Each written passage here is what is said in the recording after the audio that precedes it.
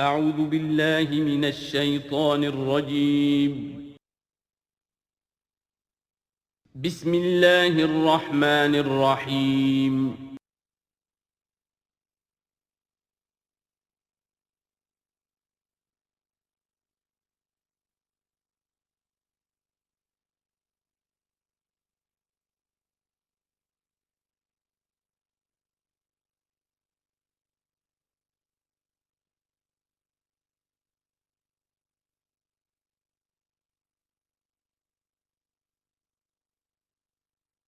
اما بعد فاعوذ باللہ من الشیطان الرجیم براۃ من اللہ ورسولہ الی الذین عاہدتم من المشرکین فسیحوا فی الارض اربعۃ اشہر واعلموا انکم غیر معجز اللہ وان اللہ مخزی الکافرین صدق اللہ العظیم رب اشرح لی صدری ویسر لی امری واحلل عقدۃ من لسانی یفقہوا قولی اللہم ربنا الہمنا رشدنا واعذنا من شرور انفسنا اللہم ارنا الحق حقا وارزقنا اتباعہ وارنا الباطل باطلا وارزقنا اجتنابہ اللہم طہر قلوبنا من النفاق واعمالنا من الرياء آمین یا رب العالمین۔ اب ہم اللہ کے نام سے سورہ توبہ کا آغاز کر رہے ہیں۔ یہ سورہ مبارکہ تجزیے کے اعتبار سے قرآن حکیم کی مشکل ترین صورت ہے۔ اس میں کئی خطبات ہیں جو مختلف مواقع پر نازل ہوئے ہیں، اور چونکہ قرآن مجید میں یہ چیز محفوظ نہیں ہے کہ کون سا خطبہ کس وقت نازل ہوا، اس کے حوالے سے بڑی تحقیق کی ضرورت ہوتی ہے، اور جن لوگوں نے اتنی تکلیف گوارا نہیں کی ہے وہ بہت سے مغالطوں میں خود بھی مبتلا ہوئے ہیں اور دوسروں کو بھی مبتلا کیا ہے۔ بہرحال پہلی بات تو یہ سمجھیے کہ یہ سورہ مبارکہ دو بڑے بڑے حصوں پر مشتمل ہے۔ پہلا حصہ پہلے 5 رکوعوں پر مشتمل ہے اور دوسرا حصہ 11 رکوعوں پر مشتمل ہے۔ فلسفہ دین اور فلسفہ رسالت کے اعتبار سے ان دونوں حصوں کے مابین فرق یہ ہے کہ نبی اکرم صلی اللہ علیہ وسلم کی جو بعثت ہوئی تھی، براہ راست بعثت جن میں سے آپ خود تھے، یہ بعثت خصوصی ہے، بعثت خاصہ ہے کہ جو مشرکین عرب کی طرف ہے، بنی اسماعیل کی طرف ہے۔ ایک آپ کی بعثت عمومی ہے پوری نوع انسانی کی طرف۔ آپ دو بعثتوں کے ساتھ مبعوث فرمائے گئے۔ آپ کی جو بعثت خصوصی ہے الی اہل العرب، بنی اسماعیل، مشرکین عرب، چونکہ آپ انہی میں سے تھے اور انہی کی زبان میں آپ نے آخری اتمام حجت کر دیا، لہذا ان کے ضمن میں اللہ تعالیٰ کا جو قدیم قانون ہے رسولوں کے بارے میں کہ اگر کوئی قوم جس کی طرف رسول بھیجا جائے اور وہ اتمام حجت کر دے اور پھر بھی وہ قوم تسلیم نہ کرے تو اس قوم کو ہلاک کر دیا جاتا تھا، عذاب استیصال۔ تو اس قوم کے حق میں تو یہ آخری فیصلہ جو ہے اللہ تعالیٰ کا اسی قانون کے تحت نافذ ہوا۔ اس آخری فیصلے کا جو معاملہ ہے وہ ہے جو پہلے 5 رکوعوں میں آیا ہے۔ یہ حضور صلی اللہ علیہ وسلم کی بعثت خصوصی سے متعلق ہے اہل عرب کی طرف۔ البتہ چونکہ آپ کی بعثت عمومی ہے پوری نوع انسانی کے لیے، آپ نے جزیرہ نما عرب میں دین کو غالب کر دیا، قائم کر دیا۔ بعثت خصوصی کا تو گویا کہ آخری مقصد آخری درجے میں مکمل ہو گیا، لیکن یہ بعثت عمومی کے کام کا آپ نے آغاز فرمایا ہے صلح حدیبیہ کے بعد۔ آپ نے 7 ہجری تک کوئی مبلغ، کوئی داعی کہیں باہر نہیں بھیجا، جب تک کہ جزیرہ نما عرب میں اس حد تک کامیابی نہیں ہو گئی کہ قریش نے آپ کو تسلیم کر لیا اور آپ کے ساتھ صلح کی، تو جس کو کہ اللہ تعالیٰ نے انا فتحنا لک فتحا مبینا قرار دیا ہے، اس وقت تک آپ نے اپنی پوری توجہ، آپ نے پورا وقت، اپنی ساری صلاحیتیں، اپنی قوتیں مرکوز رکھی ہیں جزیرہ نما عرب کے اندر۔ البتہ جب اس حد تک کام پورا ہو گیا سن 7 میں، سن 6 میں صلح حدیبیہ ہوئی ہے، تو اس کے بعد آپ نے نامہ بر بھیجے، اپنے خطوط بھیجے، قیصر کے نام بھیجا، کسریٰ کے نام بھیجا، مقوقس کے نام بھیجا، نجاشی بھی اب جو اس وقت تھا، وہ نجاشی جو ایمان لائے تھے فوت ہو چکے تھے، ان کی تو غائبانہ نماز جنازہ بھی حضور نے پڑھائی تھی۔ اب جو نجاشی تھے وہ مسلمان نہیں تھے، ان کے پاس بھی خط گیا۔ ان خطوط کے نتیجے میں سلطنت روما سے ایک ٹکراؤ شروع ہو گیا۔ غزوہ موتا ہوا اور اس کے بعد غزوہ تبوک۔ یہ جو دو غزوات ہیں ان کا تعلق حضور کی بعثت عمومی سے ہے کہ اب بیرون ملک عرب آپ کی دعوت کا اور آپ کی اقامت دین کی جد و جہد کا دائرہ وسیع ہو رہا ہے۔ تو 11 رکوع اس سورہ مبارکہ کے اس سے بحث کر رہے ہیں، وہ غزوہ تبوک کے گرد ہیں۔ ان میں سے 4 رکوع وہ ہیں کہ جو غزوہ تبوک کے لیے ذہنی تیاری کے لیے، اور اس کے بعد کچھ آیات وہ ہیں کہ جو تبوک جاتے ہوئے اور تبوک سے واپسی پر نازل ہوئیں، اور کچھ حصہ وہ ہے جو تبوک سے واپس آ کر نازل ہوا۔ وہ تو ہیں 11 رکوع جو 6 سے شروع ہو کر 16 تک جائیں گے مسلسل۔ البتہ پہلے 5 رکوع وہ ہیں کہ جن میں اندرون جزیرہ نما عرب، اندرون ملک آپ کے جو مشن تھا اس کی تکمیل کا جو آخری مرحلہ تھا اس کا اعلان ہو رہا ہے۔ اب یہ جو 5 رکوع ہیں ان میں بھی ایک عجیب تقسیم ہے۔ ان میں 2 رکوع وہ ہیں کہ جو سن 8 ہجری میں فتح مکہ سے قبل نازل ہوئے، ان میں تیار کیا گیا ہے مسلمانوں کو فتح مکہ کے لیے کہ وہ نکلیں، اور ساری رد و قدا ہو رہی ہے کچھ لوگوں کی طرف سے، کچھ منافقین کی طرف سے، کچھ سادہ دل مسلمانوں کی طرف سے، نیک دل مسلمانوں کی طرف سے، کچھ ایسے لوگوں کی طرف سے کہ جن کے وہاں رشتہ دار ہیں کہ اب اگر جنگ ہوگی اور جا کر ہم حملہ کریں گے مکے پر تو اس سے یہ ہے کہ ان رشتہ داروں کو بھی غضب پہنچے گا۔ کچھ ایسے مسلمان تھے جن کی فیملیز وہاں تھیں اور انہیں اندیشہ تھا کہ وہ کہیں جب یہ چکی پیسے گی تو کہیں گندم کے ساتھ گھن بھی نہ پیس جائے۔ تو ایک رد و قدا ہے جو ان 2 رکوعوں میں آپ کو ملے گی کہ جو نازل ہوئے ہیں سن 8 میں فتح مکہ سے قبل، اور 3 رکوع وہ ہیں کہ جو نازل ہوئے ہیں سن 9 میں ذی قعدہ کے بعد۔ اور یہ جب کہ فتح مکہ ہو چکا، اس سال حضور نے حج نہیں کیا، پھر اگلے سال آپ نے بھی دوبارہ حج نہیں کیا، لیکن آپ نے ایک قافلہ بھیج دیا تھا کہ وہ جائے، اور اس کے امیر کی حیثیت سے حضرت ابوبکر صدیق رضی اللہ تعالیٰ عنہ تھے امیر الحج۔ لیکن جب وہ قافلہ روانہ ہو چکا تھا ذی قعدہ سن 9 میں، تو پھر وہ آیات نازل ہوئیں کہ جو 3 رکوعوں پر مشتمل ہیں،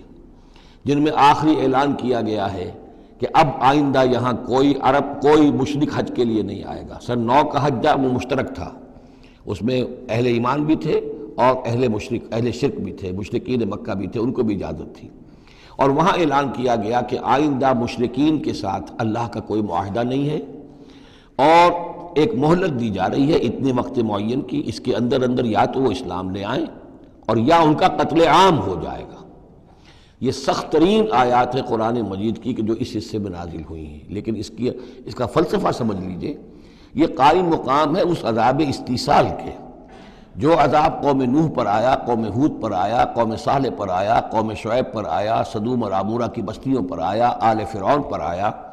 وہ اب مشرکین عرب پر اس لیے آنا ضروری تھا کہ ان کی طرف حضور بھیجے گئے، انہی کی زبان میں کتاب اتار دی گئی، ان پہ اتمام حجت ہو گیا، حق مبرہن ہو گیا۔ اب اگر وہ ایمان نہیں لا رہے ہیں تو عذاب استیصال کے مستحق ہو چکے ہیں۔ البتہ یہ کہ انہیں پہلی قسط جو دی گئی عذاب کی وہ تو غزوہ بدر کی شکل میں تھی، اب آخری یہ ہے کہ چیلنج کر دیا گیا کہ اب اتنی مدت کے اندر اگر تم ایمان لے آؤ گے تو تمہاری خیریت ہے، نہیں لاؤ گے تو تمہیں قتل کر دیا جائے گا۔ اور اس میں خود بخود امپلائڈ تھی یہ بات کہ اگر تم نہ ایمان لانا چاہو نہ قتل ہونا چاہو تو جزیرہ نما عرب کو خیر بات کہہ کے چلے جاؤ، جہاں سینگ سمائے چلے جاؤ، اب عرب میں نہیں رہ سکتے۔ اس جزیرہ نما عرب کو پاک کر دیا جائے گا شرک سے۔ تو 2 رکوع وہ 3 یہ۔ اب اس میں ایک اور کمپلیکیشن ہے، یہ 2 رکوع پہلے اور 3 رکوع بعد میں، ترتیب زمانی تو یہ ہے، ان 3 رکوعوں کا ایک رکوع پہلے نکال کے لے آیا گیا ہے۔ جیسے میں نے کہا تھا کہ سورہ انفال میں ایک آیت جو تھی کہ جو بڑی اہم تھی اور جو بڑی یوں سمجھیے کہ ایک حساس مسئلے پر تھی کہ مال غنیمت کا کیا ہوگا، اس کو پہلے لے آئے، حالانکہ اس کا اصل حکم، اس کی اصل بحث جو ہے وہ سورت کے اندر چل رہی ہے، جا کے وسط میں آ رہی ہے۔ اسی طریقے سے قرآن کا اسلوب ہے کہ جو خاص بہت اہم شے تھی، اگرچہ وہ ان 3 رکوعوں سے متعلق ہے جو بعد میں نازل ہوئے ہیں، لیکن ان کو پہلے سب سے پہلے صورت میں رکھ دیا گیا ہے۔ تو گویا کہ پہلے 5 رکوع بھی 3 حصوں میں ہیں۔ پہلا رکوع جو 6 آیات پر مشتمل ہے، یہ وہ 6 آیات ہیں جن کو دے کر حضرت علی کو بھیجا حضور نے صلی اللہ علیہ وسلم، وہاں جا کر حج کے اعلان کرو، اعلان عام کر دو میری طرف سے کہ اب مشرکین کے ساتھ کوئی معاہدے نہیں۔ اس کے بعد وہ 2 رکوع ہیں جو ایک سال پہلے جو ہے نازل ہوئے ہیں فتح مکہ سے قبل. پھر 2 رکوع وہی ہیں کہ جو ان 6 آیات کے تسلسل میں ہیں جو ذی قعدہ سن 9 ہجری میں نازل ہو رہے ہیں. تو یہ 3 حصوں میں پہلے 5 رکوع ہیں، لیکن ان 5 رکوعوں کا تعلق محمد الرسول اللہ صلی اللہ علیہ وسلم کی بعثت خصوصی کا جو تکمیلی مرحلہ ہے در حقیقت اس سے ہے. برات من اللہ ورسولہ، اعلان برات ہے، لا تعلقی کا اعلان ہے اللہ اور اس کے رسول کی طرف سے. الی الذین عاہدتم من المشرکین،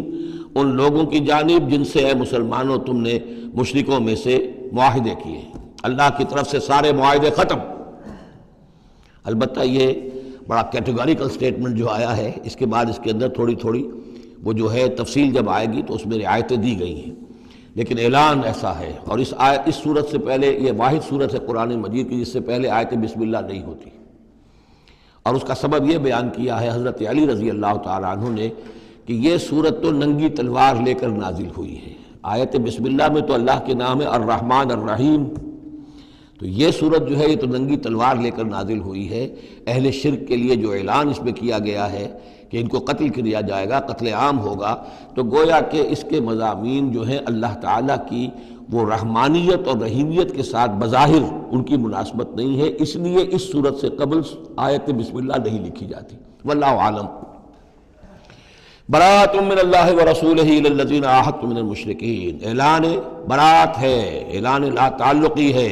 اللہ اور اس کے رسول کی طرف سے ان تمام لوگوں سے کہ جن سے مسلمانوں نے معاہدے کیے. فسیحوا فی الارض 4 اشہر،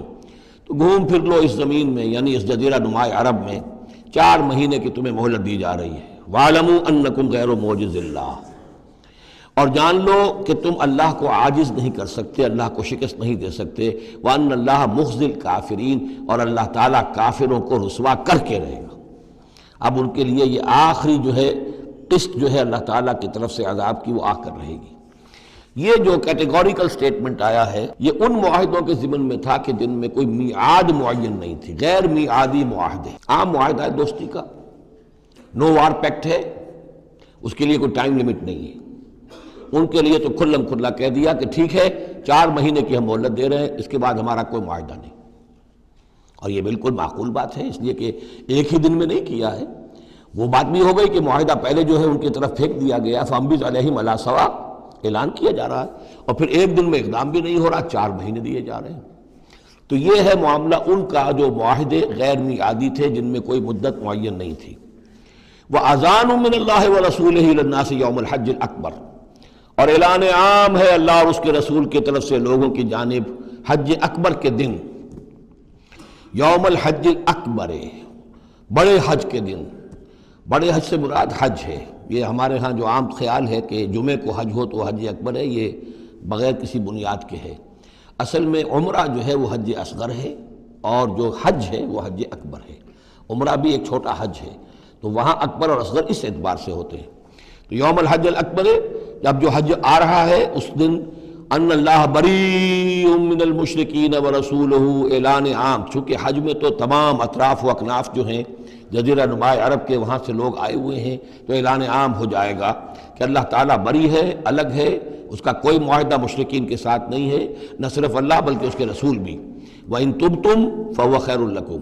اور اگر تم باز آ جاؤ، توبہ کر لو تو تمہارے لیے بہتر ہے، اسی میں خیریت ہے. وَإِن تَوَلَّيْتُمْ، اگر تم پیٹھ موڑ لو گے، روگردانی کرو گے، فَاعْلَمُوا أَنَّكُمْ غَيْرُ مُعْجِزِ اللَّهِ، تو سن رکھو تم اللہ کو عاجز نہیں کر سکتے، تم اللہ کو شکست نہیں دے سکتے. وَبَشِّرِ الَّذِينَ كَفَرُوا بِعَذَابٍ أَلِيمٍ، اور ان کافروں کو اے نبی بشارت دے دیجئے دردناک عذاب کی. إِلَّا الَّذِينَ عَاهَدتُّم مِّنَ الْمُشْرِكِينَ، اب یہاں ایک استثناء ہو رہا ہے. یہ ہے جن کے ساتھ میعادی معاہدے تھے، 2 سال کا معاہدہ ہے، 1 سال کا معاہدہ ہے، 6 ماہ کا معاہدہ ہے، اس کو مستثنیٰ رکھا. غیر میعادی معاہدہ تھا، یہ اعلان کر دیا اور 4 مہینے کی مہلت دے دی. جو میعادی تھا اس کو فرمایا إِلَّا الَّذِينَ عَاهَدتُّم مِّنَ الْمُشْرِكِينَ، ہاں اس کے سوا وہ لوگ ہوں گے کہ جن سے تم نے مسلمانوں مشرکین میں سے جن سے معاہدے کیے، ثُمَّ لَمْ يَنْقُصُوكُمْ شَيْئًا، پھر انہوں نے کوئی کمی نہیں کی، کوئی شے جو ہے جو بھی شرائط تھی اس میں سے کسی میں کوئی کمی نہیں کی، وہ اپنے معاہدے کی شرائط کی پابندی کرتے رہے. وَلَمْ يُظَاهِرُوا عَلَيْكُمْ، اور نہ تم پر تمہارے دشمنوں کی کوئی مدد کی، احدن کسی کی بھی، فَأَتِمُّوا إِلَيْهِمْ عَهْدَهُمْ، تو ان کے لیے ان کی مدت مکمل کر دو، اِلَى مُدَّتِهِمْ، جو بھی مدت ہے، کسی کی 2 سال کی ہے، کسی کی 6 مہینے کی ہے، تو جو میعادی معاہدہ ہے اس کی بشرطے کہ ان کی طرف سے کوئی خلاف ورزی نہ ہوئی ہو تو ان کی مدت جو ہے وہ پوری کر دو۔ ان اللہ یحب المتقین، یقیناً اللہ تعالیٰ تقوی والوں کو پسند کرتا ہے۔ فَإِذَا انسَلَخَ الْأَشْهُرُ الْحُرُمُ، جب یہ مہینے جو رعایت کے مہینے ہیں، پناہ کے مہینے ہیں، یعنی 2 شکلیں ہو گئی، جیسے عورت کی جو عدت ہوتی ہے، فرض کیجئے کہ طلاق دی گئی تو ایک عدت تو یہ ہے کہ 3 ماہ جو ہے یا 3 حیض آ گئے، لیکن اگر وہ اگر حاملہ ہے تو وضع حمل تک وہ عدت رہے گی۔ اسی طریقے سے جن لوگوں کا کوئی میعاد مقرر نہیں تھی ان کے لیے 4 مہینے مقرر کر کے اور ان کے معاہدوں کا اعلان کر دیا۔ جن کی میعاد مقرر تھی کہا کہ جیسے ہی میعاد ختم ہوگی پھر معاہدہ نہیں ہوگا، اب یہ رینیو نہیں ہوگا، لیکن یہ کہ اس مدت کی تکمیل کر دی جائے گی۔ فَإِذَا انسَلَخَ الْأَشْهُرُ الْحُرُمُ، اور جب یہ محترم مہینے سمجھ لیجئے، اس لیے کہ اب یہ ان کے لیے جو امان کے مہینے ہیں جو تمہیں دے دیے گئے ہیں، جب یہ ختم ہو جائیں گے، فَاقْتُلُوا الْمُشْرِكِينَ حَيْثُ وَجَدتُّمُوهُمْ، تو قتل کرو ان مشرکوں کو جہاں پاؤ۔ یہ سخت ترین الفاظ ہیں۔ وَخُذُوهُمْ، پکڑو ان کو، وَاحْصُرُوهُمْ، گھیراؤ کرو ان کا، وَاقْعُدُوا لَهُمْ كُلَّ مَرْصَدٍ، اور ہر جگہ گھات لگا کر بیٹھو ان کو پکڑنے کے لیے۔ یہ آخری ہے جو گویا کہ ان کی رسوائی، اب ظاہر بات ہے یہ آیات پڑھ کر سنائی گئیں، مشرکین موجود تھے، اس سے بڑی رسوائی اور کیا ہوگی؟ کس انداز میں اب انہیں چیلنج کیا جا رہا ہے؟ یہ رسوائی، واللہ مخزی الکافرین، اللہ ان کافروں کو رسوا کر کے رہے گا۔ حضرت علی کو بھیجا گیا اس لیے کہ قافلہ روانہ ہو چکا تھا، پھر یہ آیتیں اتری ہیں 6، تو ان آیتوں کو دے کر حضور نے بھیجا کہ علی جاؤ اور میرے نمائندے کی حیثیت سے حج کے اجتماع میں تم اعلان کرو، اس لیے کہ عرب کا رواج یہ تھا کہ کسی بڑی شخصیت کی طرف سے اتنا بڑا اعلان وہ کوئی اس کا قریبی عزیز کر سکتا تھا۔ تو وہ قافلہ حج جو ہے کہیں پڑاؤ پر تھا، درمیان میں حضرت علی پہنچے، امیر تھے حضرت ابوبکر رضی اللہ تعالی عنہ۔ تو جب حضرت علی وہاں پہنچے ہیں تو پہلا سوال کیا حضرت ابوبکر نے، امیر او مامور، آپ امیر بنا کر بھیجے گئے یا مامور؟ اگر تو مجھے معذور کر کے آپ کو امیر بنا کر بھیجا ہے حضور نے تو آپ یہاں بیٹھیے، میں ادھر بیٹھوں گا، لیکن اٹ مسٹ بی نون ہو از ہو، اور اگر آپ مامور ہیں میں ہی امیر ہوں تو بھی ٹھیک ہے، لیکن معلوم ہونا چاہیے۔ یہ نظم کا معاملہ ہے دین کے اندر، جماعتی زندگی، اور مسلمانوں کا حال یہ ہو گیا کہ سب سے زیادہ غیر منظم قوم دنیا میں مسلمانوں کی۔ یہاں یہ کہ آتے ہی پہلی بات یہ ہو رہی ہے امیرون اور مامورون، بات طے ہو جانی چاہیے۔ آپ امیر ہو کر آئے ہیں تو میں چارج دیتا ہوں آپ کو، اور مامور ہے تو مجھے معلوم ہونا چاہیے۔ ان کا مامورون، میں مامور ہی بنا کے بھیجا گیا ہوں، امیر الحج آپ ہی ہیں، البتہ ان آیات کا اعلان میں کروں گا حضور کی طرف سے حج کے اجتماع میں، اس میں یہ اعلان ہو رہا ہے۔ فَإِذَا انسَلَخَ الْأَشْهُرُ الْحُرُمُ فَاقْتُلُوا الْمُشْرِكِينَ حَيْثُ وَجَدتُّمُوهُمْ وَخُذُوهُمْ وَاحْصُرُوهُمْ وَاقْعُدُوا لَهُمْ كُلَّ مَرْصَدٍ فَإِن تَابُوا وَأَقَامُوا الصَّلَاةَ وَآتَوُا الزَّكَاةَ، پھر اگر وہ توبہ کریں، نماز قائم کریں، زکوٰۃ ادا کریں، فَخَلُّوا سَبِيلَهُمْ، تو ان کا راستہ چھوڑ دو، کھول دو، مسلمان ہو گئے۔ ان اللہ غفور الرحیم، یقیناً اللہ غفور الرحیم ہے۔ وَإِنْ أَحَدٌ مِّنَ الْمُشْرِكِينَ اسْتَجَارَكَ، اور اگر مشرکین میں سے کوئی شخص آپ سے پناہ طلب کرے، حتیٰ یسمع کلام اللہ، اتنا بڑا ہمیں الٹیمیٹم دے دیا گیا ہے، بہت سے لوگ ہوں گے ابھی تک انہوں نے توجہ کی نہیں، سوچا ہی نہیں محمد کیا کہہ رہے ہیں، کیا دعوت ہے۔ اب یہ کہ تمام جزیرہ نماء عرب کے لوگوں کو اتنا بڑا الٹیمیٹم آ گیا ہے تو وہ سنجیدگی سے سوچنے پہ مجبور ہوئے کہ یہ کیا بات ہے، کیا دعوت ہے جس کے لیے ہمیں یہ الٹیمیٹم دے دیا گیا۔ تو اگر ان میں سے کوئی آپ سے امن مانگے، امان مانگے، پناہ طلب کرے تاکہ وہ آپ کے پاس آ کر اللہ کا کلام سنے، حتیٰ یسمع کلام اللہ، یہ آیت میں نے کوٹ کی تھی تعارف قرآن میں کہ قرآن اللہ کا کلام ہے، وہ اس حوالے سے حتیٰ یسمع کلام اللہ، یہاں تک کہ وہ آپ کے پاس آئیں، اللہ کا کلام سنیں، ثم ابلغہ مامنا، پھر انہیں ان کی امن کی جگہ پر پہنچا دیں۔ یہ نہ ہو کہ وہیں کہہ گئے اب کرو فیصلہ، اسلام قبول کرتے ہو کہ نہیں کرتے، ورنہ تمہاری گردن اڑاتے ہیں، نہیں، وہ امان لے کر آیا تھا، کلام اللہ سننا چاہتا تھا، اب فیصلہ وہ جو بھی کرے لیکن اس کو جا کر اپنے گھر اس کے امن کی جگہ تک پہنچا دو۔ ثم ابلغہ مامنا ذالک بانہم قوم لا یعلمون، اور یہ اس لیے کہ یہ لوگ ہیں کہ جو علم نہیں رکھتے، انہیں پتہ ہی نہیں ہے، یہ ابھی تک غافل ہی رہے، انہوں نے سنجیدگی سے سوچا ہی نہیں ہے کہ یہ دعوت کیا ہے۔ یہ 6 آیات جو ہیں ان کا سلسلہ اب جڑے گا چوتھے رکوع کے ساتھ جا کر۔ اب جو دوسرا رکوع اور تیسرا رکوع آ رہے ہیں یہ ہیں کہ جو سن 8 ہجری میں فتح مکہ سے قبل نازل ہوئے، اور اس میں مسلمانوں کو آمادہ کیا جا رہا ہے قریش کے خلاف جنگ کرنے کے لیے۔ اگرچہ جنگ بالفعل نہیں ہوئی لیکن کیا معلوم تھا، ممکن ہے خونریزی ہو جائے، ممکن ہے مکے کی گلیاں جو ہیں وہ خون کی ندیاں جو ہیں اس میں بہنے لگے، سارے اندیشے تھے۔ وہ تو جو ہو گیا وہ تو بعد میں معلوم ہوا کہ کیا ہوا ہے، لیکن بہرحال اس میں جو ریلیکٹنس تھی، کچھ لوگوں میں بربنائے منافقت، کچھ لوگوں میں بربنائے شرافت اور ایک سادہ لوحی، کچھ لوگوں میں اس وجہ سے کہ ان کے اعزاء اور اقربا وہاں تھے اور انہیں اندیشہ یہ تھا کہ کہیں وہ گیہوں کے ساتھ وہ گھن بھی نہ پس جائے۔ کیف یکون للمشرکین عہد عند اللہ وعند رسولہ، اصل میں یوں ذہن میں رکھیے کہ جو صلح حدیبیہ ہوئی تھی اس کو خود قریش کے حلیف قبیلے نے توڑ دیا، اور اب حضور صلی اللہ علیہ وسلم سے سیرت میں آپ نے پڑھا ہی ہوگا کہ ابو سفیان جو سردار ہیں مکے کے، وہ آئے ہیں چل کر یہ درخواست لے کر کہ حضور اس صلح کی تجدید کر دیجئے۔ حضور نے تجدید نہیں کی، سفارشیں بھی کروائیں انہوں نے جو بھی کروا سکتے تھے، حضرت علی سے کوشش کی، اپنی بیٹی حضرت ام حبیبہ رضی اللہ تعالی عنہا وہ حضور کی زوجہ محترمہ تھی، وہاں گئے،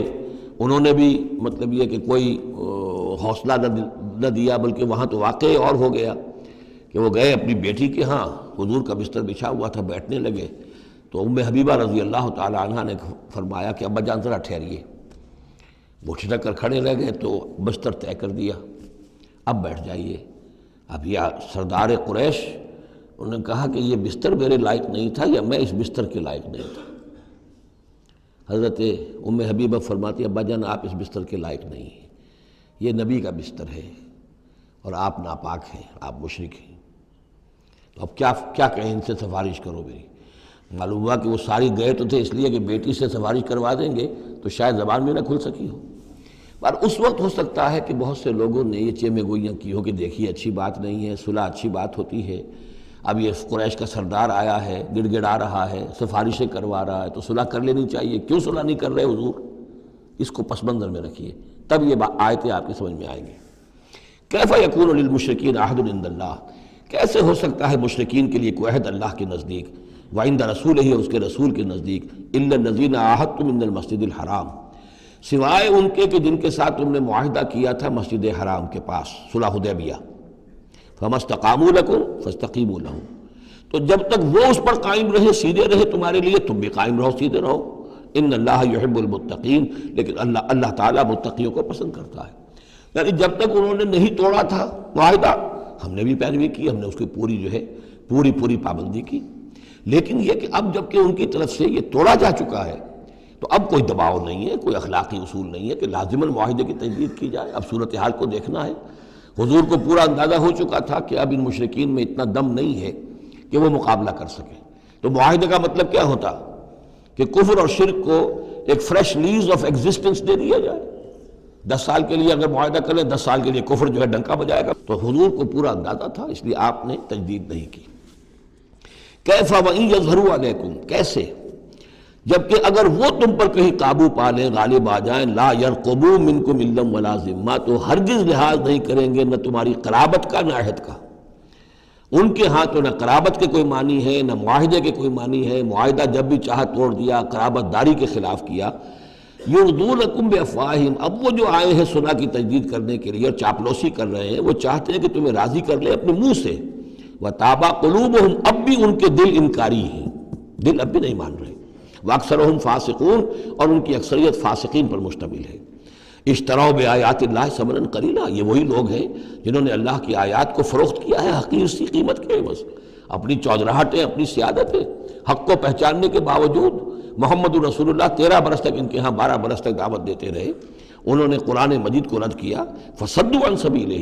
لوگوں کو روکتے رہے، خود بھی رکے رہے اللہ کے راستے سے، انہم ساء ما کانوا یعملون، بہت ہی برا ہے ان کا عمل جو رہا ہے۔ لا یرقبون فی مومن الا ولا ذمہ، دوبارہ یہ کسی مومن کے حق میں نہ قرابت کا کوئی لحاظ کرتے ہیں نہ کسی عہد اور معاہدے کا کرتے ہیں، وَأُولَٰئِکَ هُمُ الْمُعْتَدُونَ، اور حقیقت میں یہی لوگ ہیں جو حد سے زیادہ تجاوز کرنے والے ہیں۔ فَإِن تَابُوا وَأَقَامُوا الصَّلَاةَ وَآتَوُا الزَّكَاةَ، پھر بھی اللہ نے راستہ کھلا رکھا ہوا ہے، اب بھی کھلی بات ہے کہ اگر وہ توبہ کریں اور نماز قائم کریں اور زکوٰۃ دیں فاخوانکم فی الدین، تو وہ تمہارے دینی بھائی ہیں۔ ونفصل الآیات لقوم یعلمون، اور ہم اپنی آیات کی تفصیل بیان کر رہے ہیں ان لوگوں کے لیے جو علم رکھتے ہیں، جو علم حاصل کرنا چاہیں۔ وَإِن نَكَثُوا أَيْمَانَهُمْ مِن بَعْدِ عَهْدِهِمْ، اور اگر انہوں نے توڑ دیا ہے اپنی اس قسم کو اور معاہدے کو اس کے باندھنے کے بعد، وَطَعَنُوا فِي دِينِكُمْ، اور جبکہ وہ انہوں نے عیب لگایا ہے تمہارے دین کے معاملے میں، فَقَاتِلُوا أَئِمَّةَ الْكُفْرِ، تو اب جنگ کرو ان کفر کے اماموں سے۔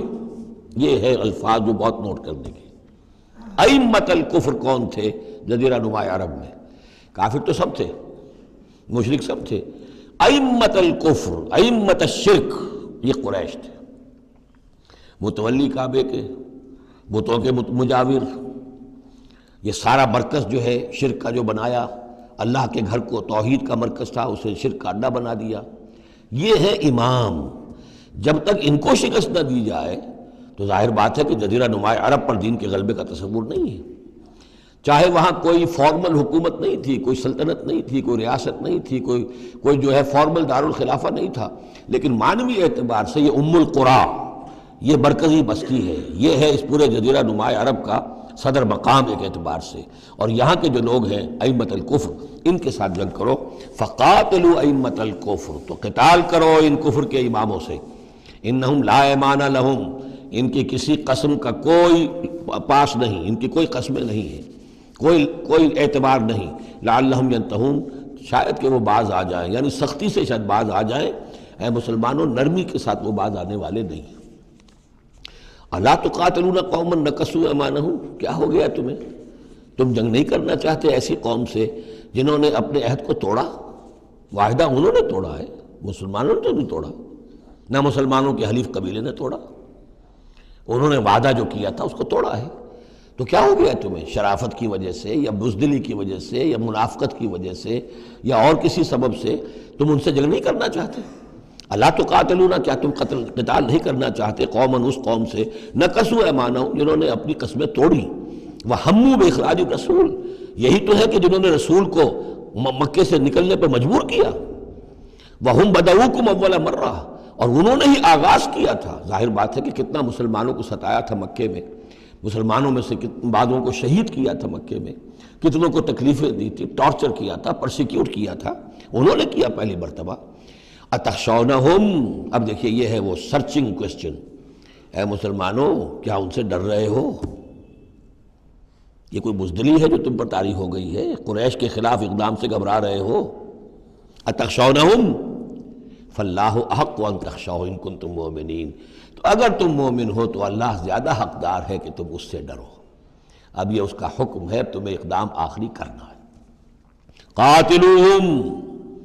کرو جنگ ان سے، یعذبہم اللہ بایدیکم، اللہ تعالیٰ عذاب دے گا انہیں تمہارے ہاتھوں، ویخزہم، اور ان کو رسوا کرے گا، وینصرکم علیہم، اور تمہاری مدد کرے گا ان کے خلاف، ویشف صدور قوم مومنین، اور اہل ایمان کے سینوں کی جلن کو دور کر دے گا، ٹھنڈک عطا فرمائے گا۔ یعنی اب بھی مکے میں ایسے لوگ تھے کہ جن پر ٹارچر ہو رہا تھا، وہ جو ضعیف تھے، جو نہیں کر سکتے تھے، سفر نہیں کر سکتے تھے، یا خواتین تھیں،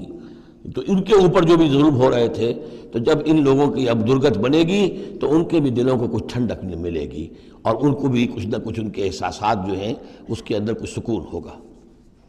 وَيُذْهِبْ غَيْظَ قُلُوبِهِمْ، ان کے دلوں میں جو غصہ بھرا ہوا، غم بھرا ہوا، اللہ تعالیٰ اسے نکالے گا۔ وَيَتُوبُ اللَّهُ عَلَىٰ مَن يَشَاءُ، اور اللہ تعالیٰ توبہ نصیب کر دے گا جس کو چاہے گا توبہ کی توفیق دے دے گا۔ وَاللَّهُ عَلِيمٌ حَكِيمٌ، اور اللہ تعالیٰ علیم اور حکیم ہے۔ اب تیسری مرتبہ وہ آیت آ گئی ہے قرآن میں، ام حسبتم ان تترکوا، ام حسبتم ان تدخلوا الجنة ولما يأتكم مثل الذين خلوا من قبلكم مستهم البأساء والضراء وزلزلوا حتى يقول الرسول والذين معه متى نصر الله ألا إن نصر الله قريب۔ اسی طرح پھر یہ آیت ہے 214 سورہ بقرہ کی، 142 سورہ آل عمران کی، ام حسبتم ان تدخلوا الجنة، اب یہ تیسری مرتبہ ہے، ام حسبتم ان تترکوا، یہ آیت نمبر 16 ہے، 1 اور 6 کو بھی جمع کریں گے تو 7 بنے گا۔ ام حسبتم ان تترکوا، تم چھوڑ دیے جاؤ گے، ولما یعلم اللہ الذین جاہدوا منکم، ابھی تو اللہ نے دیکھا ہی نہیں کون ہے تم میں سے حقیقتاً جہاد کرنے والے، دوسری قوموں کے خلاف جہاد کرنا اور تھا، اب اپنی قوم کے خلاف جہاد کرنے کے لیے جانا، ظاہر بات ہے کہ اس کے اندر ایک اور اضافی امتحان ہے جو اللہ تمہارا لے لینا چاہتا ہے۔ وَلَمْ يَتَّخِذُوا مِن دُونِ اللَّهِ وَلَا رَسُولِهِ وَلَا الْمُؤْمِنِينَ وَلِيًّا، اور دیکھ لینا چاہتا ہے اللہ کہ کون ہیں وہ لوگ کہ جو اللہ کے سوا اور اس کے رسول کے سوا اور اہل ایمان کے سوا کسی کے ساتھ دلی تعلق، دلی محبت اور دلی رازداری کا کوئی تعلق نہیں رکھتے۔ یہ رشتے جب تک کٹیں گے نہیں ایمان کی تلوار سے، اس وقت تک تمہارا خلوص جو ہے اللہ کے ساتھ اور دین کے ساتھ وہ کیسے ثابت ہوگا؟ واللہ خبیر بما تعملون، اور جو کچھ تم کر رہے ہو اللہ اس سے باخبر ہے۔ ما کان للمشرکین ان یعمروا مساجد اللہ، ان مشرکوں کا تو یہ حق نہیں ہے کہ وہ آباد کریں اللہ کے گھروں کو۔ یہ مسجد ہے، اللہ کا گھر ہے، یہ بیت اللہ ہے، یہ مشرکین اس کے متولی بنے بیٹھے ہیں، ان کا کوئی حق نہیں ہے۔ یہ توحید کا مرکز ہے بیت اللہ۔ ما کان للمشرکین، نہیں ان کا یہ حق، ان یعمروا مساجد اللہ، یہ متولی بنے بیٹھے ہوئے ہیں اس کے، شاہدین علی انفسہم بالکفر، اپنے اوپر کفر کی گواہی دیتے ہوئے، یعنی اعلانیہ کافر ہیں، مشرک ہیں، اور پھر اس بیت اللہ کے متولی بنے ہوئے۔ اولئک حبطت اعمالہم، ان کے سارے اعمال حبط ہو گئے، یعنی حاجیوں کی خدمت کر دی، پانی پلا دیا، یہ کر دیا، وہ کر دیا، ان کی کوئی حیثیت اللہ کی نگاہ میں نہیں ہے۔ ان کے جو شرک ہے اور کفر ہے اس نے ان کے تمام اعمال حبط کر دیے۔ وفی النار ہم خالدون، اور آگ ہی میں وہ رہیں گے ہمیشہ ہمیشہ۔ انما یعمر مساجد اللہ من آمن باللہ والیوم الآخر، مسجدیں اللہ کی مسجدوں کو آباد کرنا تو ان کا حق ہے جو ایمان لائیں اللہ پر اور یوم آخر پر، واقام الصلاۃ، اور نماز قائم کریں، وآت الزکوٰۃ، اور زکوٰۃ ادا کریں، ولم یخش الا اللہ، اور نہ ڈرے کسی سے سوائے اللہ کی۔ فعسیٰ اولئک ان یکونوا من المہتدین، تو ایسے لوگ ہیں کہ جن کے بارے میں توقع ہے کہ وہ راہ یاب ہوں گے اور منزل مراد تک پہنچ جائیں گے۔ اجعلتم سقایۃ الحاج وعمارۃ المسجد الحرام کمن آمن باللہ والیوم الآخر، کیا تم نے حاجیوں کو پانی پلانا اور مسجد حرام کو آباد رکھنا اس کو برابر کر دیا ہے اس کے کہ جو شخص ایمان لایا اللہ پر اور یوم آخر پر، وجاہد فی سبیل اللہ، اللہ کی راہ میں جہاد کرے؟ یہ مشرکین مکہ، مشرکین قریش جو کیا کرتے ہیں، ان کا یہی کریڈٹ ان کا کیا ہے کہ جو ہے بیت اللہ کو آباد رکھا ہوا ہے، حاجی آ رہے ہیں تو ان کی خدمت کر رہے ہیں، انہیں دودھ پانی پلا رہے ہیں، تو بس یہی تو کیا یہ چیزیں برابر ہو گئی ان کے کہ جو ایمان لائے اللہ پر اور یوم آخر پر اور جنہوں نے جہاد کیا اللہ کی راہ میں؟ لا یستوون عند اللہ، یہ دونوں برابر نہیں اللہ کے نزدیک۔ واللہ لا یہدی القوم الظالمین، اور اللہ ایسے ظالموں کو ہدایت نہیں دیتا۔ الذین آمنوا وہاجروا وجاہدوا فی سبیل اللہ باموالہم وانفسہم، وہ لوگ جو ایمان لائے، جنہوں نے ہجرت کی، پھر جہاد کیا اللہ کی راہ میں اپنے مالوں سے اور اپنی جانوں سے، اعظم درجۃ من عند اللہ، ان کا بہت بلند و بالا اور بہت عظیم رتبہ ہے اللہ کے نزدیک۔ واولئک هم الفائزون، اور حقیقت میں وہی ہیں کامیاب ہونے والے۔ یبشرہم ربہم برحمت منہ ورضوان، انہیں بشارت دیتا ہے ان کا رب اپنی رحمت، خاص اپنے خزانہ فضل سے رحمت کی، ورضوان، اور رضامندی کی، وجنات لہم فیہا نعیم مقیم، اور ان باغات کی کہ جن کے اندر بہت ہمیشہ رہنے والی نعمتیں ہوں گی، خالدین فیہا ابدا، جن میں وہ رہیں گے ہمیشہ ہمیش۔ ان اللہ عندہ اجر عظیم، یقیناً اللہ تعالیٰ ہی کے پاس بہت بڑا اجر ہے۔ یا ایھا الذین آمنوا لا تتخذوا آباءکم واخوانکم، اب چونکہ کچھ مسلمانوں کو جیسا کہ میں نے عرض کیا یہ ہوگا کہ آخر وہ ہمارے باپ ہیں، وہاں پہ بھائی ہیں، اب یہ جنگ ہوگی، چلیے ابھی تک امید تھی کہ وہ لوگ شاید ایمان لے آئیں تو ہمارے ساتھ ہو جائیں، ابھی تک وہ ایمان نہیں لائے ہیں، اب اگر ادھر سے چڑھائی ہوگی ہمیں جانا پڑے گا، اپنے ہاتھوں جو ہے وہ اپنے رشتہ داروں کو، اپنے بھائی بندوں کو قتل کرنا پڑے گا۔ یہ چیز جو رکاوٹ بن رہی تھی، تو ذرا اب اس کے اوپر ایک ضرب لگ رہی ہے ان دو آیتوں میں، اور قرآن مجید کی اہم ترین آیتوں میں سے اگلی آیت ہے جو آئے گی اس کے بعد، آیت نمبر 24۔ یا ایھا الذین آمنوا لا تتخذوا آباءکم واخوانکم اولیاء، اے اہل ایمان اپنے باپوں اور بھائیوں کو اپنے ولی اور دوست اور حمایتی مت سمجھو، مت بناؤ۔ ان استحبوا الکفر علی الایمان، اگر انہوں نے ایمان کے مقابلے میں کفر کو پسند کیا ہے، اگر اب بھی تمہارے دل میں ان کے لیے محبت ہے اور تمہارے دل میں وہ تعلق جو ہے موجود ہے، تو اس کا مطلب یہ ہے کہ پھر ایمان کے ساتھ رشتہ تمہارا مضبوط نہیں ہے، اللہ کے لیے غیرت نہیں ہے، دین کے لیے، توحید کے لیے غیرت نہیں ہے۔ یا ایھا الذین آمنوا لا تتخذوا آباءکم واخوانکم اولیاء ان استحبوا الکفر علی الایمان ومن یتولہم منکم، تو جو کوئی بھی ان کے ساتھ وہ ولایت کا تعلق رکھے گا، دوستی اور جو پشت پناہی کا، وہ فاولئک ھم الظالمون، تو خود وہ بھی پھر ظالموں میں شریک ہو جائیں گے۔ اب وہ آیت آ رہی ہے، خاصی طویل آیت ہے اور یہ بہت ہی اہم آیت ہے۔ قل، اے نبی ان سے کہہ دیجئے، ان کان آباؤکم وابناؤکم واخوانکم وازواجکم وعشیرتکم واموال اقترفتموها وتجارۃ تخشون کسادها ومساکن ترضونها احب الیکم من اللہ ورسولہ وجہاد فی سبیلہ فتربصوا حتی یاتی اللہ بامرہ واللہ لا یہدی القوم الفاسقین۔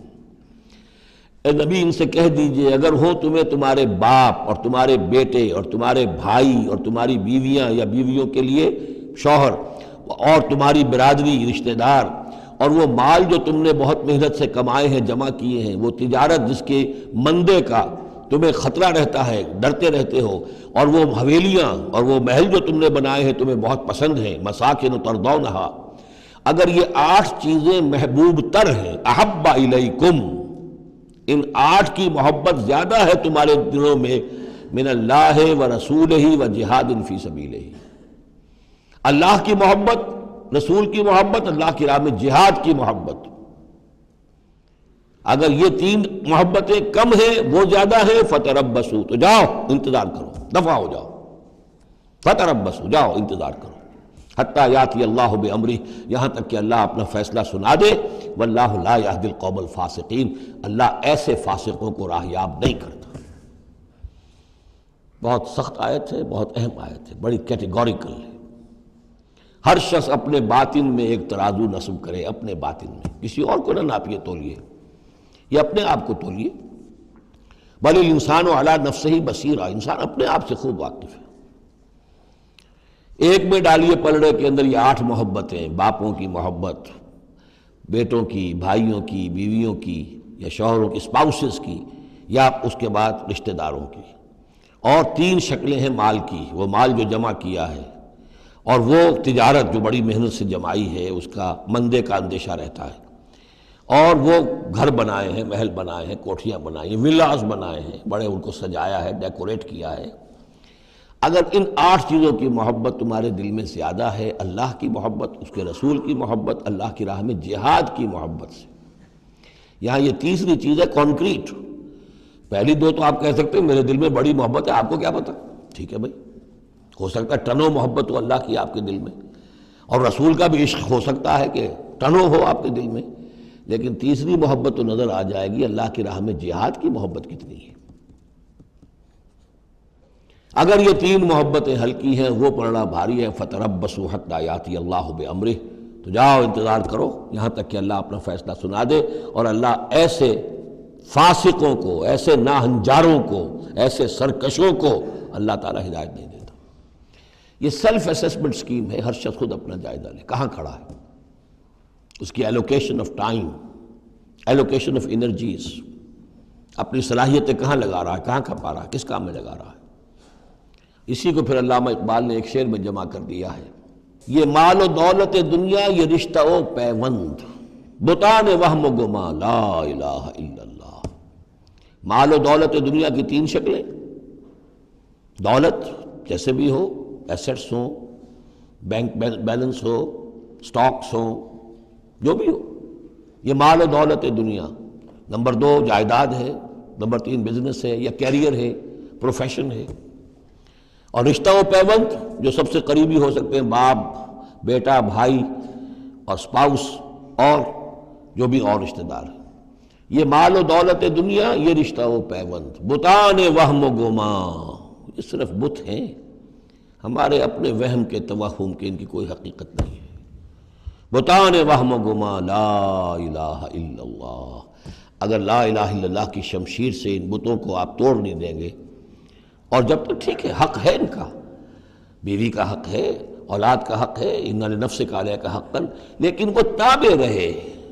ان 3 چیزوں کے تابع رہے، تب تک ٹھیک ہے۔ اور اگر ان 3 چیزوں سے وہ اوپر چلا گیا، کوئی بھی ایک بھی، تو بس وہ توحید ختم ہے، اب وہ شرک ہے۔ لقد نصرکم اللہ فی مواطن کثیرۃ ویوم حنین، اور اے مسلمانوں تمہاری اللہ نے مدد کی بہت سے مواقع پر،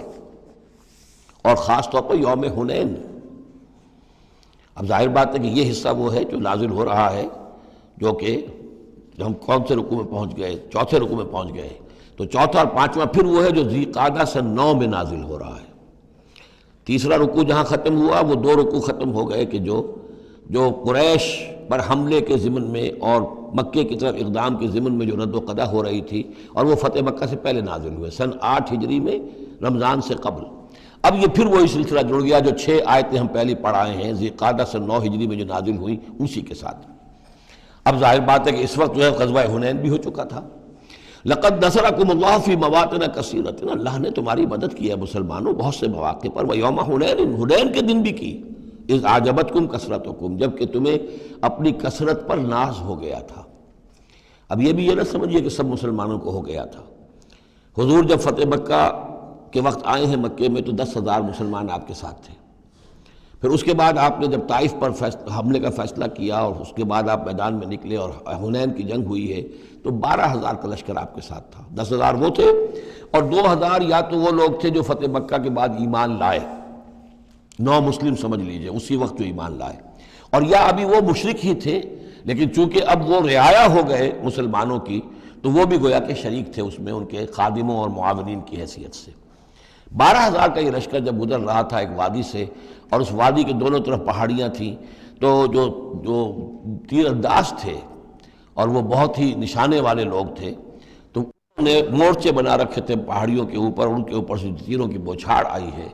تو یہ نشیب میں ہے، وادی میں ہے، اوپر سے بیراج آ رہا ہے، اس کے نتیجے میں بھگدڑ مچ گئی۔ بعض روایات میں تو آتا ہے کہ حضور کے ساتھ صرف 30-40 آدمی رہ گئے، علامہ شبلی نے یہی لکھا ہے 30-40 آدمی رہ گئے، لیکن سید سلیمان ندوی نے پھر اپنے استاد سے اختلاف کرتے ہوئے اسی میں سیرت النبی میں نوٹ دیا کہ نہیں 300-400 آدمی رہ گئے تھے، لیکن 300-400 آدمی بھی رہ جائیں 12,000 میں سے تو بھگدڑ بہت بڑی۔ اس وقت پھر حضور خود اپنی سواری سے اترے ہیں، علم اپنے ہاتھ میں لیا ہے، رجز آپ نے پڑھا ہے، انا النبی لا کذب انا ابن عبد المطلب، میں نبی ہوں اس میں کوئی شک نہیں، چاہے یہ 12,000 میرا ساتھ دے تب بھی نبی ہوں، کوئی ساتھ نہ دے تب بھی نبی ہوں، اور میں عبد المطلب کا بیٹا یعنی پوتا میدان میں موجود ہوں۔ اس پر پھر یہ کہ آپ نے لوگوں سے کہا کہ پکارو الیہ یا عباد اللہ، الیہ یا اصحاب الشجرہ، الیہ یا اصحاب البدر، کہاں جا رہے ہو اے بدریوں، کہاں جا رہے ہو اے جو صلح حدیبیہ کے وقت جنہوں نے مجھ سے بیعت کی تھی موت کی، بیعت رضوان، کہاں جا رہے ہو؟ پھر لوگ پلٹے ہیں، پھر فتح ہو گئی۔ اذ اعجبتکم کثرتکم، جب کہ تمہیں اپنی کثرت پر ناز ہو گیا تھا، فلم تغن عنکم شیئا، تو وہ کثرت تمہیں کچھ نہ بچا سکی، کچھ کام نہ آ سکی تمہارے، وضاقت علیکم الارض بما رحبت، اور تم پر زمین اپنی پوری فراخی کے باوجود تنگ آ گئی، تنگ پڑ گئی، تنگ ہو گئی، ثم ولیتم مدبرین، اور پھر تم پیچھے موڑ کر بھاگے، ثم انزل اللہ سکینتہ علی رسولہ، پھر اللہ نے نازل فرمایا اپنی طرف سے سکون اور تسکین اپنے رسول پر، وعلی المومنین، اور اہل ایمان پر، وانزل جنودا لم تروها، اور اس وقت بھی اللہ نے ایسے لشکر بھی اتارے جنہیں تم نے نہیں دیکھا، وعذب الذین کفروا، اور عذاب دیا کافروں کو، وذالک جزاء الکافرین، اور یقیناً یہ کافروں کا بدلہ یہی ہے۔ ثم یتوب اللہ من بعد ذلک علی من یشاء، پھر اس کے بعد بھی اللہ تعالیٰ توبہ نصیب فرما دے گا اپنے بندوں میں سے جس کو چاہے گا، اللہ غفور اور رحیم ہے۔ یا ایھا الذین آمنوا انما المشرکون نجس فلا یقربوا المسجد الحرام بعد عامہم ھذا، اہل ایمان یہ مشرک ناپاک ہیں، پلید ہیں، تو اب یہ اس سال کے بعد مسجد حرام کے قریب نہ پھٹکنے پائیں۔ سن 9 کا حج جو ہے کھلا تھا مشرکین کے لیے بھی اور اہل ایمان بھی گئے، حضرت ابو بکر کی زیر عمارت قافلہ حج مدینے سے گیا، حضور نہیں گئے، اسی میں اعلان یہ بھی کر دیا گیا اب آئندہ سال سے کوئی مشرک قریب نہیں آ سکے گا، نہ بیت اللہ کے، بیت الحرام کے، نہ حج کے لیے آ سکے گا۔ لا یقرب المسجد الحرام بعد عامہم ھذا، اس سال کے بعد اب وہ قریب نہ پھٹکے مسجد حرام کے۔ وَإِنْ خِفْتُمْ عَيْلَةً، اب اندازہ ہوا ہوگا کہ یہ تو آتے تھے لوگ تو ہماری آمدنی ہوتی تھی، حاجی آتے تھے، قربانیاں کرتے تھے، کچھ اور نظریں چڑھاتے تھے، چڑھاوے چڑھاتے تھے تو ہماری آمدنی ہوتی تھی۔ وَإِنْ خِفْتُمْ عَيْلَةً، اگر تمہیں فقر کا اندیشہ ہو، فَسَوْفَ يُغْنِيكُمُ اللَّهُ مِنْ فَضْلِهِ، تو عنقریب اللہ تعالیٰ تمہیں غنی کر دے گا اپنے فضل سے، انشاء، اگر وہ چاہے گا۔ ان اللہ علیم الحکیم، یعنی اتنی آئیں گی غنیمتیں تمہارے پاس کہ تم سے سنبھالی نہیں جائیں گی۔ حضور کے انتقال کے بعد چند سال کے اندر اندر سلطنت فارس اور سلطنت روما اور وہاں سے جو سیلاب آیا ہے مال غنیمت کا، تو حضور نے تو یہی فرمایا تھا کہ اے مسلمانوں، اس دنیا سے جاتے ہوئے آپ نے فرمایا تھا کہ مجھے تم پر فقر کا اندیشہ نہیں ہے، مجھے تو اندیشہ اب یہ ہے کہ تم پر دولت کے انبار آ جائیں گے تمہارے قدموں میں، اور پھر تم اس دولت کی وجہ سے ایک دوسرے کی گردنیں مارو گے۔ ان اللہ علیم الحکیم قاتل الذین لا یؤمنون باللہ ولا بالیوم الآخر ولا یحرمون ما حرم اللہ ورسولہ ولا یدینون دین الحق من الذین اوتوا الکتاب حتی یعطوا الجزیۃ عن ید وہم صاغرون۔ یہ آیت بھی فلسفہ دین کے اعتبار سے بہت اہم ہے۔ جنگ کرو ان لوگوں سے جو نہ ایمان رکھتے ہیں اللہ پر نہ یوم آخر پر، جو حرام نہیں ٹھہراتے جس کو اللہ اور اس کے رسول نے حرام ٹھہرایا، اور نہ قبول کرتے ہیں دین حق کی تابع داری من الذین اوتوا الکتاب، ان لوگوں میں سے کہ جن کو کتاب دی گئی تھی، حتی یعطوا الجزیۃ عن ید وہم صاغرون، یہاں تک کہ وہ اپنے ہاتھ سے جزیہ پیش کریں اور چھوٹے ہو جائیں، نیچے رہے، تابع ہو جائیں۔ یہ فرق ہے جو کیا گیا ہے۔ مشرکین عرب کے لیے تو کوئی آپشن نہیں تھا، یا ایمان لاؤ یا گردن مار دی جائے گی، اس لیے کہ ان میں سے تھے حضور صلی اللہ علیہ وسلم، ان پر اتمام حجت بدرجہ آخر ہو گیا۔ لیکن یہ کہ باقی لوگوں کے لیے، نصارہ اور یہود کے لیے بھی، اور اسی کے تابع بقیہ پوری نوع انسانی ہے، تمام انسان، پھر فارس کے لوگ تھے یا ہندوستان کے لوگ تھے یا اور تھے، ان سب کے لیے قانون یہی رہا ہے۔ کسی کے لیے یہ چیلنج نہیں ہے کہ تم یا ایمان لاؤ یا قتل کر دیے جاؤ گے، اس کے بعد کسی کے لیے نہیں۔ یہ خاص وقت تھا اس قوم کے لیے اس عذاب کا کہ جس قوم نے ایک رسول کی دعوت کو رد کیا تھا۔ اب اس کے بعد کوئی رسول ہے بھی نہیں، موجود نہیں ہے، بنفس نفیس تو موجود نہیں ہے، معنوی طور پر ہے، وہ واقعتاً جو ہے مادی طور پر تو نہیں ہے۔ اس حوالے سے بقیہ پوری نوع انسانی کا معاملہ کیا ہے؟ ان کے سامنے یہ ہے کہ قتال ان سے بھی کیا جائے گا، جنگ ان سے بھی کی جائے گی، یہاں تک کہ وہ تابع ہو جائیں، اللہ کے دین کی بالادستی کو قبول کر لیں، لیکن اس کے نیچے وہ یہودی رہیں، وہ مجوسی رہیں، وہ ہندو رہیں، وہ سکھ رہیں، وہ پارسی رہیں، وہ جو بھی چاہے رہیں، انڈیویجول کو کسی کو اسلام لانے پہ مجبور نہیں کیا جائے گا، اور یہ نہیں ہوگا کہ گردن اڑا دی جائے گی یا اسلام لاؤ۔ وہ معاملہ تھا مشرکین عرب کے لیے۔ یہ جو زمین و آسمان کا فرق، اس کو اچھی طرح سمجھ لیجئے۔ یہی وجہ ہے کہ پھر جب دور صحابہ میں اور دور خلافت راشدہ میں فوجیں نکلی ہیں صحابہ کی، تو 3 آپشنز دیتے تھے وہ۔ ایمان لے آؤ، تم ہمارے برابر کے ہو جاؤ گے، تمہارے حقوق ہمارے حقوق برابر، ہم یہ بھی نہیں کہیں گے ہم سینئر ہیں تم جونیئر ہو، تمہارے حق کم ہو، برابر، بالکل برابر۔ اگر ایمان نہیں لاتے، تابع داری اختیار کرو، جزیہ دو، اور اسلامی ریاست کی بالادستی قبول کرو، پھر تم یہودی رہو، مجوسی رہو، عیسائی رہو، نصرانی رہو، جو چاہو رہو، ہندو رہو، بدھ مت کے رہو، جو چاہو رہو۔ اگر یہ بھی نہیں گوارا، گویا کہ تم باطل کے نظام کو قائم رکھنا چاہتے ہو، تو پھر تیسرا آلٹرنیٹو تلوار آئے گی، میرے اور ہمارے تمہارے درمیان فیصلہ کرے گی، آ جاؤ میدان جنگ میں۔ 3 آپشنز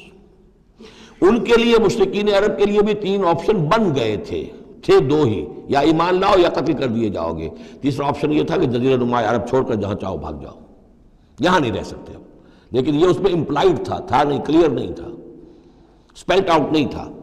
لیکن ان کے لیے یہ دوسرا آپشن تھا، قاتل الذین لا یؤمنون باللہ، قتال کرو ان سے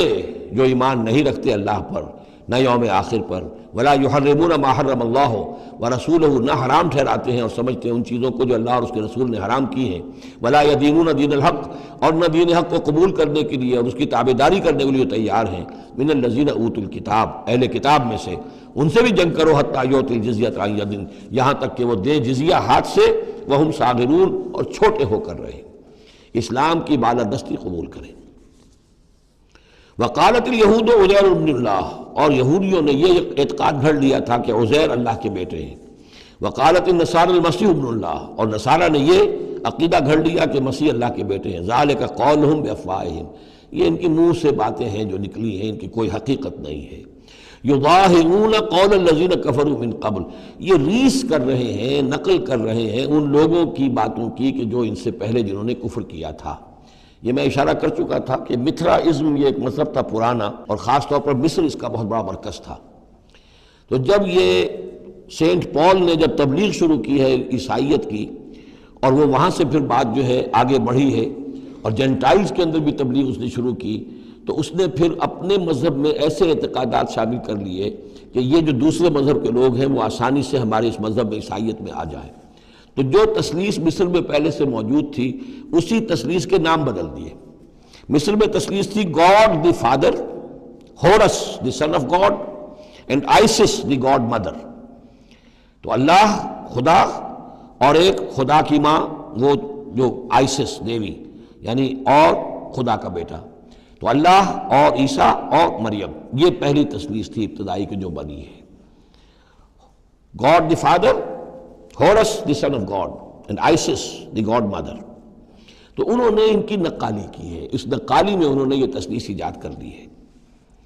قاتلہم اللہ انا یوفکون، اللہ تعالیٰ انہیں قتل کرے، ہلاک کرے، یہ کہاں سے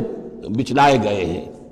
اتخذوا احبارہم ورہبانہم اربابا من دون اللہ، دوسری جو سب سے بڑی گمراہی ہوئی عیسائیوں میں وہ یہ ہے کہ انہوں نے اپنے احبار اور رہبان کو بھی رب بنا لیا اللہ کے سوا۔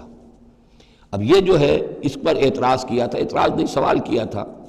حضرت عدی ابن حاتم نے، جو مشہور ہیں حاتم طائی، بہت بڑے جو سخی تھے، وہ تو خیر فوت ہو چکے تھے حضور کی بعثت سے قبل، اور وہ عیسائی تھے۔ ان کے بیٹے تھے یہ عدی ابن حاتم، یہ ایمان لے آئے، لیکن ایک روز انہوں نے حضور سے پھر یہ کہا کہ حضور یہ بات کچھ سمجھ میں نہیں آئی، قرآن کہتا ہے کہ ہم نے بحیثیت عیسائی اپنے احبار اور رہبان کو اپنا خدا بنا لیا، ارباب بنا لیا، تو ایسی بات تو نہیں ہے، تو اس کا مفہوم کیا ہے؟ تو آپ نے فرمایا کیا یہ صحیح نہیں ہے کہ جس شے کو وہ حلال کہہ دے تم حلال مان لیتے ہو، جس شے کو وہ حرام کہہ دے تم حرام مان لیتے ہو؟ کہ جی یہ تو ہے، تو یہی تو خدا بنا مان لینا ہے۔ یعنی قانون سازی کا حق اللہ کو حاصل ہے، یہاں پوپ صاحب کو پورا اختیار ہے، جو چاہے فیصلہ کر دے۔ تو 2000 سال تک تو حضرت مسیح کو سولی دینے کا الزام یہودیوں پر رہا، اب آ کر اچانک انہوں نے ایک ڈیکری، ایک فرمان کے ذریعے سے بری کر دیا۔ تاریخ کو بدل دیں، حرام کو حلال کر دیں، حلال کو حرام کر دیں۔ یہی ہمارے ہاں بھی ایک پوپ ہوتے ہیں، یہ جو ہمارے یہاں اسماعیلی ہیں، ان کا جو امام حاضر ہے وہ معصوم ہے، اور وہ جس چیز کو چاہے حلال کر دے، جس چیز کو چاہے حرام کر دے۔ انہوں نے بھی شریعت ساقط کی ہوئی ہے، اسماعیلیوں پر شریعت نہیں ہے۔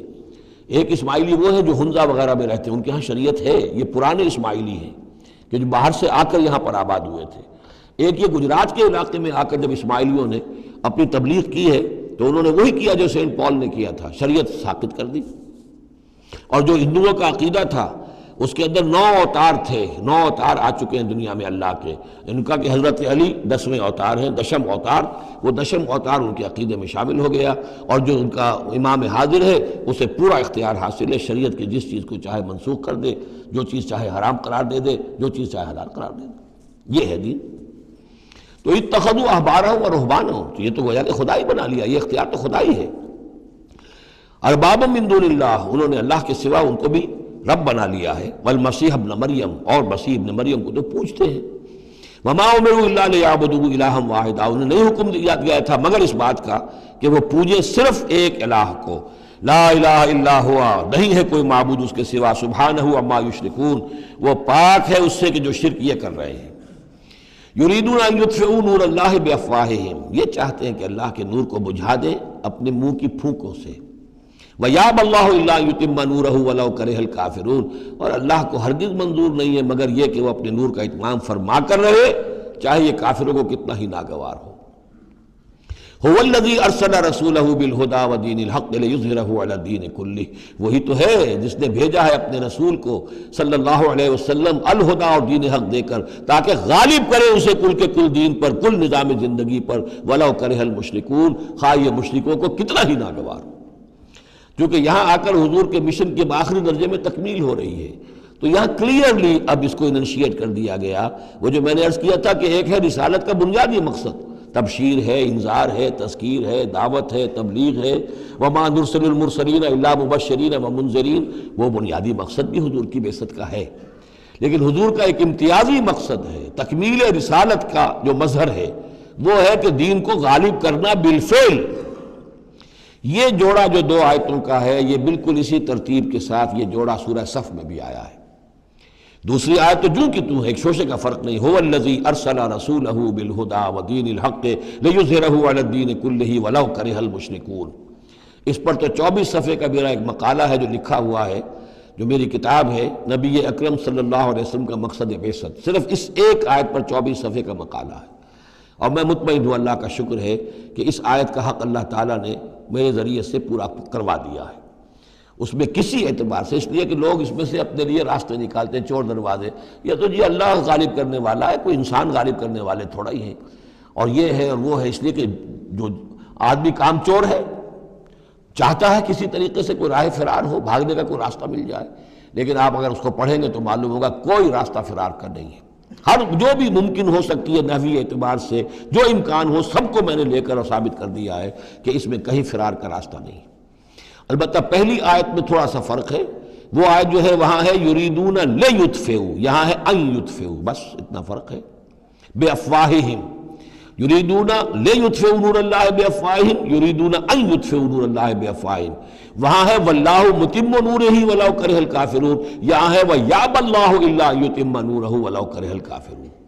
یہ تو چاہتے ہیں کہ اپنے منہ کی پھونکوں سے، جس کو کہ پھر مولانا ظفر علی خان نے خوب اس کی تعبیر کی ہے، نور خدا ہے کفر کی حرکت پہ خندہ زن، پھونکوں سے یہ چراغ بجھایا نہ جائے گا۔ تو یہ جو چاہتے ہیں کہ اپنی منہ کی پھونکوں سے، اور اس میں ایک طرح کا طنز ہے، یہودی چونکہ سامنے آ کر مقابلہ نہیں کر رہے تھے تو یہ ایسے تھا کہ منہ کی پھونکوں سے بجھانا چاہ رہے ہیں، صرف سازشیں ہیں ان کی، اور جو بھی یہ کر رہے ہیں کبھی سامنے آ کر انہوں نے جنگ نہیں کی۔ یریدون ان یطفئوا نور اللہ بافواہہم واللہ متم ویابی اللہ الا ان یتم نورہ ولو کرہ الکافرون هو الذی ارسل رسولہ بالہدی ودین الحق لیظہرہ علی الدین کلہ ولو کرہ المشرکون یا ایھا الذین آمنوا ان کثیرا من الاحبار والرہبان لَيَأْكُلُونَ أَمْوَالَ النَّاسِ بِالْبَاطِلِ وَيَصُدُّونَ عَنْ سَبِيلِ اللَّهِ وَالَّذِينَ يَكْنِزُونَ الذَّهَبَ وَالْفِضَّةَ وَلَا يُنْفِقُونَهَا فِي سَبِيلِ اللَّهِ فَبَشِّرْهُم بِعَذَابٍ أَلِيمٍ۔ یہ آیت بھی بہت اہم ہے، اس لیے کہ جو مسلمان امتوں کے اندر علماء اور احبار اور صوفیاء، یا آپ ایک لفظ استعمال کریں مذہبی پیشوا، جو بھی ایک طبقہ بن جاتا ہے، اگر ان میں دنیا کی محبت اور مال کی محبت آ جائے، ایک عام کاروباری آدمی ہے، دنیا کا کاروبار کرتا ہے، اب ظاہر بات ہے حلال ذریعے سے کما رہا ہے، اچھا کھائے اچھا پہنے، ٹھیک ہے، کوئی جائیداد بھی بناتا ہے، کوئی حرام کام نہیں ہے، اس کی اولاد کو منتقل ہو جائے گی، لیکن یہ کہ جو شخص دین کی خدمت میں لگا ہوا ہے، اب اسے فرض کیجئے کوئی ہدیہ دے رہا ہے، کوئی اس کو اگر فرض کیجئے تحفہ دے رہا ہے یا کسی ذریعے سے، تو دین کے لیے دے رہا ہے۔ اگر یہ لوگ بھی اپنے پاس دولت جمع کریں، اگر یہ اپنی جائیدادیں بنائیں، تو یہ بدترین انسان ہے آسمان کی چھت کے نیچے کے۔ یہ سمجھ لیجیے اچھی بات، عام آدمی کے لیے قانون اور ہوگا۔ اس حدیث کو ذہن میں لے آئیے، حضور نے فرمایا یوشک ان یاتی علی الناس زمان، مجھے اندیشہ ہے لوگوں پر ایک وقت ایسا آ جائے گا، کیسا آ جائے گا؟ لا یبقی من الاسلام الا اسمہ، اسلام میں سے اس کے نام کے سوا کچھ نہیں بچے گا، ولا یبقی من القرآن الا رسمہ، قرآن میں سے اس کے رسم الخط کے سوا کچھ نہیں بچے گا۔ مساجدہم عامرۃ، ان کی مسجدیں آباد بہت ہوں گی، شاندار ہوں گی، وہی خراب من الہدی، ہدایت سے خالی ہوں گی، وعلماؤہم شر الناس تحت ادیم السماء، اور ان کے علماء آسمان کی چھت کے نیچے کے بدترین انسان ہوں گے۔ من عندہم تخرج الفتنۃ وفیہم تعود، انہی میں سے فتنہ برآمد ہوگا، انہی میں گھس جائے گا۔ تو یا ایھا الذین آمنوا، اہل ایمان، ان کثیر من الاحبار والرہبان، یقیناً بہت سے علماء اور درویش، لَيَأْكُلُونَ أَمْوَالَ النَّاسِ بِالْبَاطِلِ، وہ لوگوں کے مال ہڑپ کرتے ہیں باطل طریقے سے، وَيَصُدُّونَ عَنْ سَبِيلِ اللَّهِ، اور وہ روکتے ہیں لوگوں کو اللہ کے راستے سے، وَالَّذِينَ، اور کوئی نئی دعوت اٹھی ہے، کوئی اللہ کا بندہ جو ہے لوگوں کو دین کی طرف بلا رہا ہے،